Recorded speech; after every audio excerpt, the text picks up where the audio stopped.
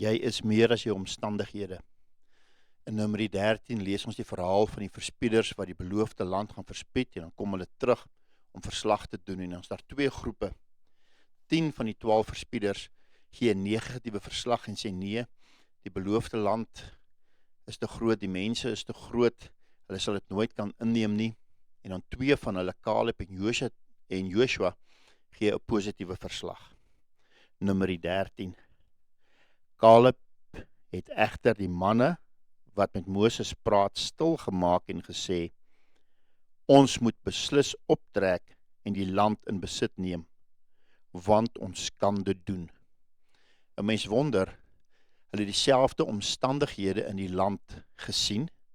Wat is dan die verskil wat Caleb en Joshua het met die ander 10? Ons sal sien dat die verskil lê in hulle binnekante.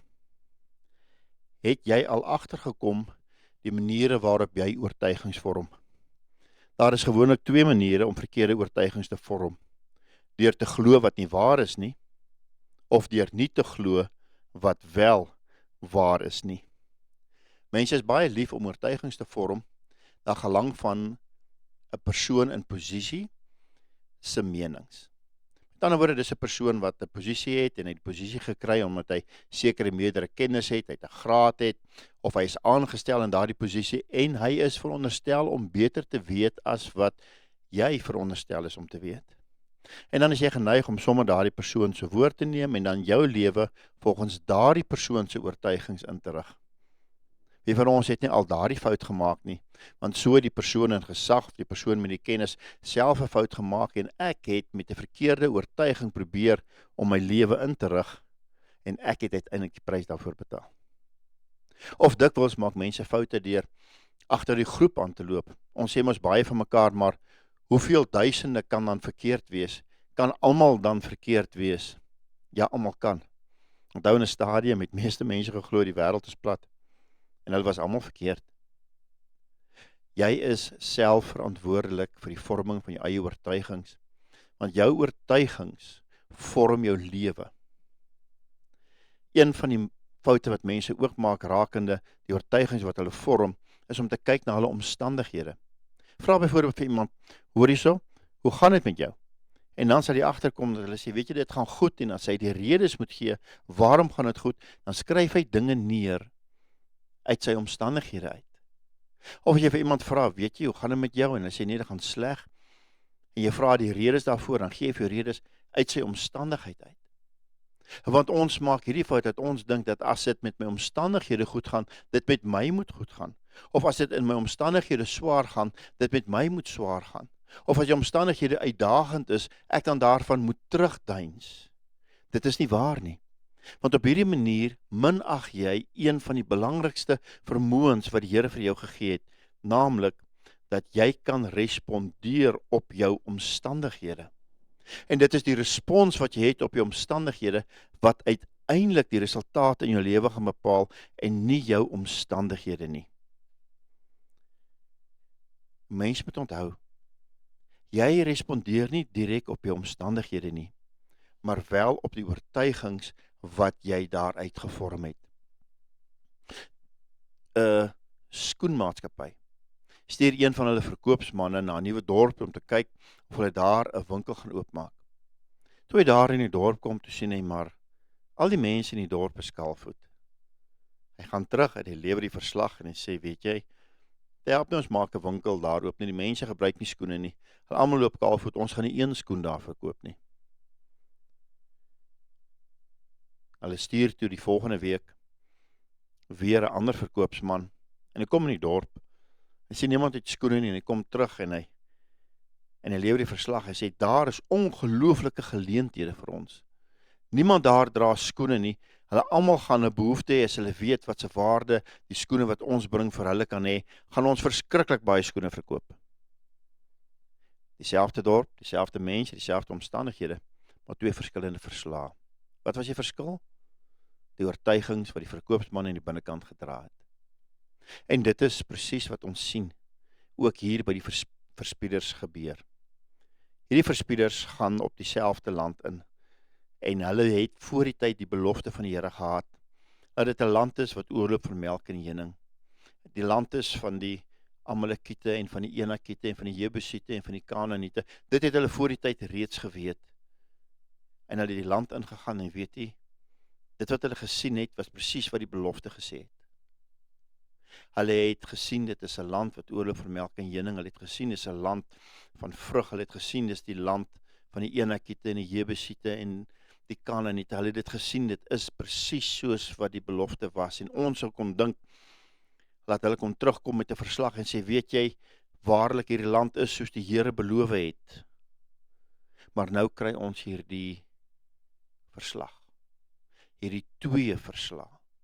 Die een wat sê, nee, ons moenie optrek nie. Die ander een wat sê, ons moet optrek en ons wonder, wat is die verskil? Die verskil is, die oortuigings wat hulle aan hulle binnekant gedra het. Baie duidelik is die oortuiging van die 10, nee, ons kan nie. En daardie oortuiging het die gevolg gehad dat hulle later, ten spyte van dit wat hulle gesien het, 'n negatiewe verslag oor die land gegee het, en die land negatief beoordeel het en gesê het, dis 'n land wat vreeslik moeilik is om 'n bestaan en 'n lewe in te maak. Ons moet hiervan wegdraai, en uiteindelik is dit wat gebeur het. Hulle het weggedraai voor die belofte van die Here. Dit is nie net waar van Israel nie. Want daardie hele geslag wat weggedraai het, nooit die belofte van die Here ingegaan nie. Dit is ook waar van soveel gelowiges vandag, wat so op die rand van die belofte van die Here staan, en dan, omdat hulle nie die binnekant het nie, en verkeerde oortuigings gevorm het, wegdraai van die lewe wat die Here vir hulle bestem het. Wat is dit dan, wat in 'n mens se binnekant is, wat maak dat jy wegdraai van die belofte van die Here? En dan kom ons agter, dat hierdie 10 het 'n gesindheid van vergelyking gehad. Ons sien, hulle het hulle self vergelyk met die mense wat daar is, en daar die mense het in stede gebly, hulle was maar 'n nomadiese volk, die stede het groot mure gehad vir verdediging, hulle het strydwaans gehad, en hulle het nie gedink dat daar 'n militêre manier is, hoe hulle die land sou kon inneem nie. Dan was die mense meer en hulle was minder, die mense was groter en hulle was kleiner, en kyk bietjie wat doen hierdie mentaliteit of hierdie gesindheid van vergelyking. Kyk wat maak dit groot. Dit maak die uitdaging groot. Dit maak die hindernis groot. En kyk bietjie wat maak dit klein. Dit maak jouself klein. Ek sien nie kans nie. Ons was so springkane in ons eie oë en in hulle sin. En dit is hierdie mentaliteit van vergelyking wat jou uiteindelik maak dat jy wegdraai van die uitdaging wat voor jou sit. Hierdie mentaliteit van vergelyking verstaan nie die manier hoe die Here werk nie. Daar's 'n goeie rede waarom die Here met belofte werk, want die belofte wat die Here vir jou gee is altyd groter as dit wat jy self kon dink. En hulle het die belofte van die Here geminag. Destyds kon 'n mens nog iets met 'n cheque betaal, en cheque is niks anders as 'n belofte nie. Dis nie werklike geld nie, maar dis 'n belofte dat daar wel geld in 'n persoon se rekening is. En het jy gesit en dink dat iemand vir jou 'n cheque gee, en het jy daardie cheque minag, laat jy daardie cheque dat rond uiteindelik weg is, en nooit daardie cheque in jou rekening inbetaal, om die waarde daarvan te kan ontvang nie. Dis wat gebeur wanneer jy met 'n mentaliteit van vergelyking, die belofte wat die Here ook vir jou lewe het, minag. Hulle het nie verstaan hoe die Here werk nie. Laat die Here deur belofte geloof vra, en jou dikwels bring voor 'n krisis van geloof, wat vra dat jy op hom moet vertrou om die volgende gedeelte van jou lewe in te neem. En dis dalk die grootste verskil tussen die twee verslae. Wanneer hierdie 10 die beloofde land vergelyk het met dit wat hulle nou het, het hulle God buite die vergelyking gelaat. En het hulle self net aangestel of dit wat hulle gedink het, hulle self kon doen. En het hulle self gesien, nie soos God hulle sien nie, maar het hulle self gesien soos hulle vyande hulle sien. En die gevolg, hulle het die belofte van die Here gemis. Daarteenoor het ons Kaleb, wat so sterk uitspreek, maar verseker moet ons optrek en verseker moet ons die land inneem, want hy het 'n gesindheid van waardering gehad. 'n Gesindheid van waardering sien raak. Sien raak hoe hulle tot hier gekom het. Sien raak die geskiedenis van die Rietsee wat voor hulle oop gegaan het, van water wat uit 'n rots gekom het, van manna wat hulle daar dieselfde oggend nog geëet het, van hoe die Here dag vir dag sy teenwoordigheid en sy aktiwiteit in hulle lewe sigbaar gemaak het. En as ons sit en terugdink, hoe het ek gekom tot hier waar ek nou is, kon hulle nie anders as om te waardeer en met dankbaarheid te sê, maar dis die Here wat ons deur alles gebring het tot hier waar ons nou is nie. Die gesindheid van waardering is baie bewus van die uitdagings wat voor ons is. Ernstiger in vandag se lewe het mense groot geword en gesit en dink dat om die belofte te leef, om in die geloof te leef, moet maklik te wees en alles moet saam met jou wees. Maar die gesindheid van waardering is bewus van die teestand, van die hindernisse en van die uitdagings wat daar voor 'n mens is. Het julle al gesien na swemmers, professionele swemmers, en hoe hulle liggaam gebou word deur die weerstand van die swem? Swem is een oefening wat elke spier in jou liggaam oefen.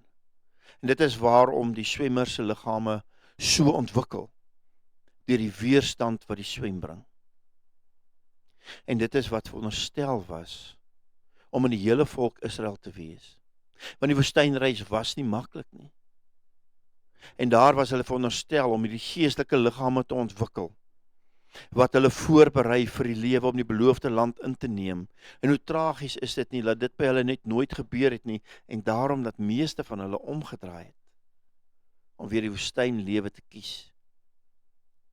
En dit is nie aardig van 'n mens, dat wanneer ons voor uitdagings staan nie, ons eerder die bekende sal kies bo dit wat goed is. Die bekende sal kies bo die belofte van die Here, en dit wil terugdraai na 'n ou lewe wat uiteindelik vir ons nie goed is nie. Die lewe wat jou gebring het tot hier waar jy nou is, dit is die lewe wat jou voorberei vir die belofte, dat jy dit sal ingaan. Waardering gee erkenning aan die werklikheid van God in jou lewe. Waardering dat God in jou lewe teenwoordig is, en dat God in jou lewe aktief besig is. Die belofte van die beloofde land is nog een wat sê dat dit God is wat dit vir jou sal bring. Wat dit God is wat dit weliswaar nie sonder jou sal bring nie, maar dat dit God is wat deur jou sal werk, sodat jy die volheid van sy belofte sal kan leef. Daarom moet jy vandag eerlik wees. Wat hy jou terug? Nie omstandighede nie. Nie jou verlede nie. Jy kan in jou binnekant meer dra as jou omstandighede en meer positief op jou omstandighede respondeer. Daarom moet jy bewus word van wat is die eerste tekens wat jou sal verseker dat die innerlike skuif in jou plaasgevind het. Dat jy jou lewe nie meer vergelyk met anderse nie meer vergelyk met 'n ideaal wat jy dink dit vir jou makliker of beter sou gemaak nie, maar dat jy dit eerder vergelyk met die binnekant wat jy het. En met waardering dat God jou gebring het tot hier, en dat alles wat in jou lewe gebeur het, jou voorberei het vir die volgende gedeelte van jou lewe. En dat die belofte van die Here ook vir jou bedoel is, dat die volgende gedeelte van jou lewe die beter gedeelte van jou lewe sal maak. Want die beste gedeelte van jou lewe lê nog voor. Het jy die binnekant om die beste gedeelte van jou lewe in te gaan? Amen.